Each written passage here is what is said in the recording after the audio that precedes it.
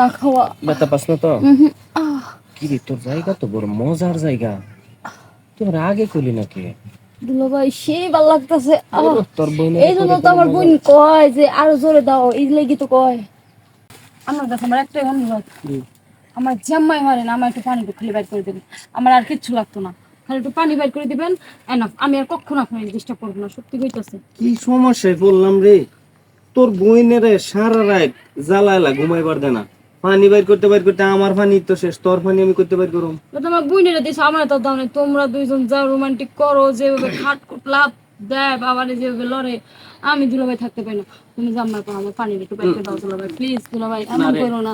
শালি রে দেখ, আমার শরীর খুব দুর্বল, আমি তোর পানি বাইর করে আমার পানি নেই, আমি যাইগা। তুই আমার এই কামে লেগে আনছস? তোমার আমি করতে নিলাম, আমার কিছু না, ভালোবাসো, একটু পানি খালি একটু বাইর করে দিবা, আর কিছু না। তুমি তো ভালোবাসো তো, তা তো ঠিক আছে।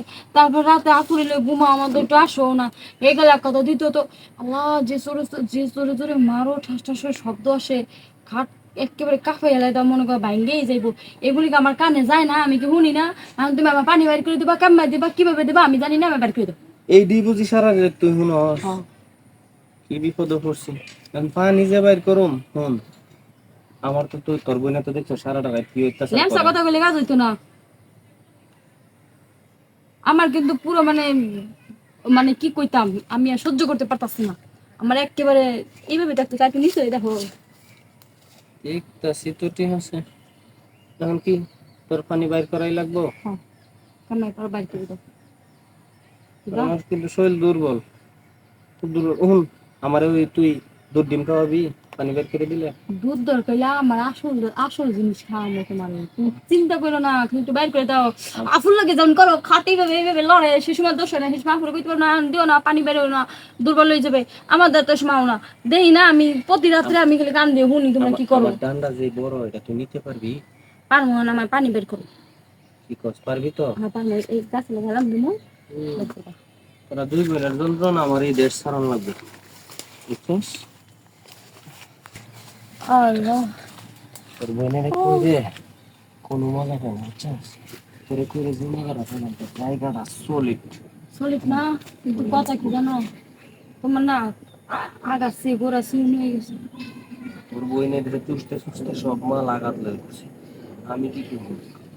তুই অনেক আছে না, তোর রুমে দরজা খুলে ঘুমাইবি, দরজা খুলে ঘুমাইলে তোর বোনের অন্য একটা সুতা দিয়া তোর রুমে ঢুকে কাম করে আর দেখবি। ঠিক আছে, তাহলে আমি এটাই করি।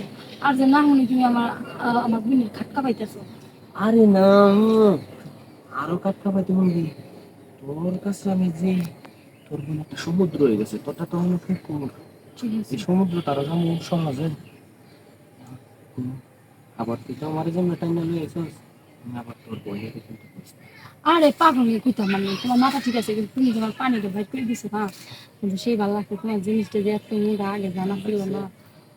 একেবারে মানে, কিন্তু আগাটা একটু মোটা হয়ে গেছে, গোড়াটা চিকন হয়ে গেছে, এমনি ভালো লাগছিল। ঠিক আছে, বোন কিন্তু সব সময় হয়েছে, আমি কিন্তু তোর কোনো সময় নজরে দিই না, তবে তোর করবেন দুইটা আমার অনেক আগের থেকে নজরে, বুঝছো? এই তোর বোনের একটা কুলুতেই দিস কাপা, তুই তোর যারা সিটকাটা খুললে আস্তে করে আগে রাখবি, আমি দিক থেকে আচ্ছা ঠিক আছে, তাহলে বাসায় যাই। আবার কুহা করিস না, তাহলে কিন্তু তোর ওয়াও, তো করবো না, কিন্তু মজা পাইলে তো একটু শব্দ হবে। মজা পাইলে তো সব দিয়ে ঠিক আছে, তারপরে তোর পরিবেশটা অন্তত দিস না। আচ্ছা তারপরে আমি বাসায় যাবো। তোর বোনের প্রেম দেওয়া শুরু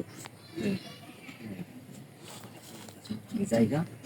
আমি এসে যাই, যাক মজাই পাইলাম, তাহলে আমি